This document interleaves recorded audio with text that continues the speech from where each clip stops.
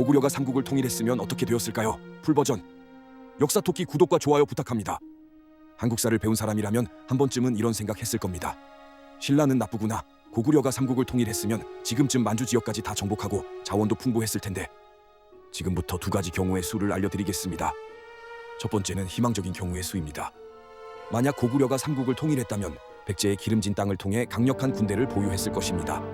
또한 가야 일대에서 나오는 철을 통해 강력한 무기를 비롯한 개마 부대를 추가 편성했을 것인데요. 만약 사만을 통일한 고구려가 중국 왕조 국가인 당나라와 패권 다툼을 했을 경우 당나라를 전략적으로 격파했을 가능성이 높았을 겁니다.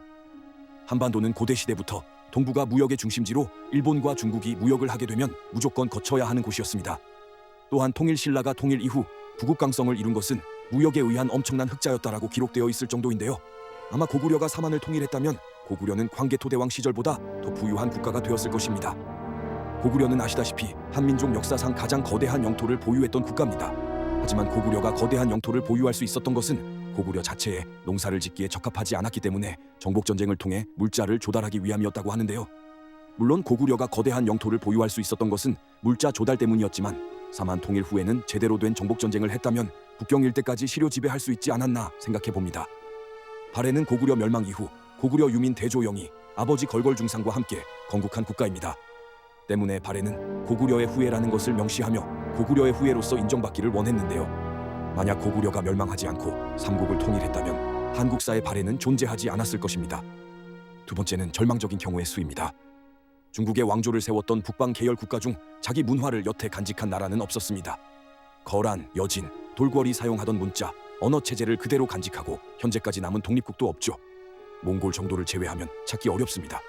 고구려가 강성했다면 오히려 우리 민족이 중국에 흡수되었을 수도 있습니다. 고구려의 멸망 이후 백두산 너머에 살던 고구려 유민은 발해를 세워 한동안 국가의 형태를 유지하게 되지만 거란족의 요나라에 의해 멸망했습니다. 또 다른 세력은 여진족이라고 할 수 있죠. 여진족의 활약상은 고구려만큼이나 대단했습니다. 금나라를 세운 아골타는 송화강 유역에서 태어났고 청나라 태조 누르하치는 건주 여진 지역에서 자랐습니다. 여진족은 1125년 금나라를 세워 송나라를 남쪽으로 찌그러뜨리고 중국 양자강 이북을 다스렸으며 17세기엔 다시 발흥하여 청나라를 건국하고 중국을 완전 정복하여 268년간 지배했죠. 중국 이민족 역사에서 두 번이나 역사의 전면에 등장한 민족은 여진족이 유일합니다. 하지만 긴 안목에서 보면 만주족의 청나라는 쇠약해진 중국에 자신을 통째로 들어 바친 꼴이 되고 말았습니다. 여기서 알 수 있는 바와 같이 고구려가 삼국을 통일했으면 그냥 동북아의 강자로만 남아있을 수가 없었을 것입니다. 끊임없이 중국을 노렸을 텐데 그랬다면 결과는 어떻게 진행되었을까요? 만주족이 바로 그 사실을 증명하고 있습니다. 정태조인 누르하치는 만주족을 보존하기 위해 만주어를 창제했고 이후 청나라 조정은 이 뜻을 이어받아 만주족의 발상지를 금지구역으로 삼아 만주족만 살게 했지만 역부족이었죠.